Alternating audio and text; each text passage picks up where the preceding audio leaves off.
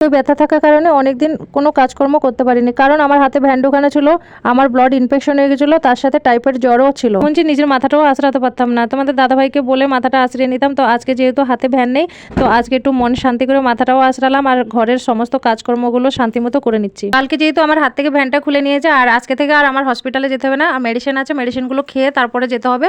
তো সকাল বিকাল মেডিসিন আছে, ওগুলো খাবো।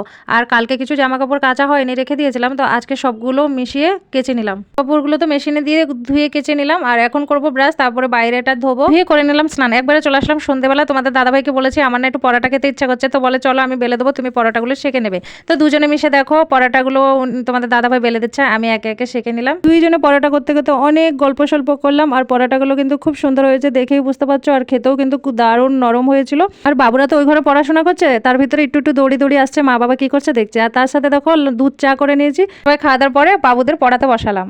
ভিডিওটা এখানে শেষ করছি, ভালো থাকবে।